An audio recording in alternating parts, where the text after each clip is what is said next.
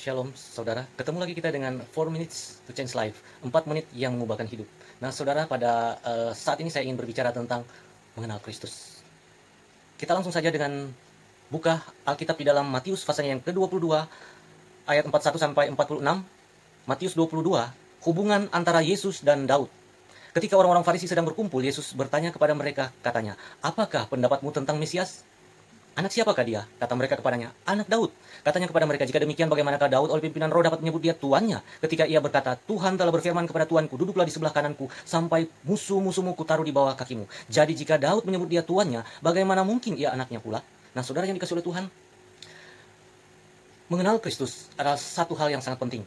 Dan di dalam ayat-ayat yang kita sudah baca, kita melihat bahwa di sini Yesus sendiri menyatakan bahwa dia adalah Mesias.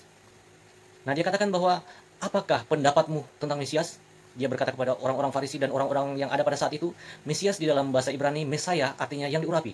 Di dalam bahasa Inggris, Christos, di dalam bahasa Yunani, Christos, artinya juga sama, yang diurapi. Nah, saudara yang dikasihi oleh Tuhan, Yesus pada saat itu menyatakan, orang banyak menyatakan bahwa Mesias adalah anak Daud.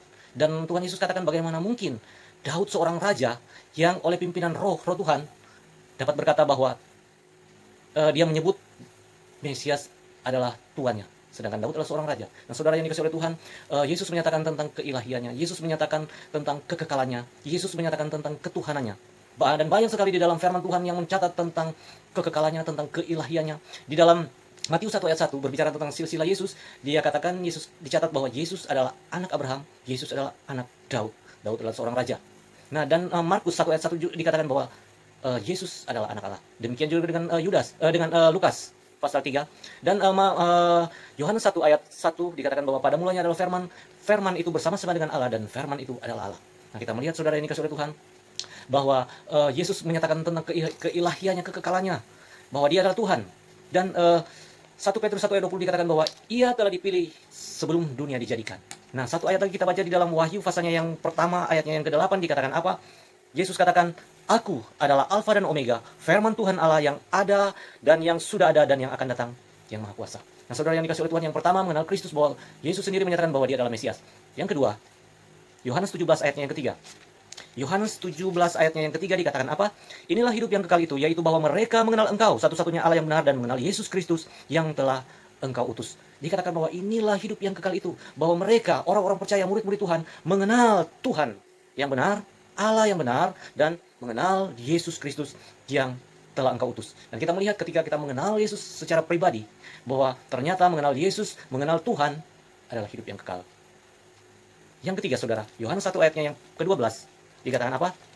Tentang mengenal Kristus. Yohanes 1 ayatnya yang ke-12, "Tetapi semua orang yang menerimanya, diberinya kuasa supaya menjadi anak-anak Allah, yaitu mereka yang percaya dalam namanya," dalam nama Yesus, dalam nama Kristus. "Orang-orang yang diperanakan bukan dari darah atau dari daging, bukan pula secara jasmani oleh keinginan seorang laki-laki, melainkan dari Allah."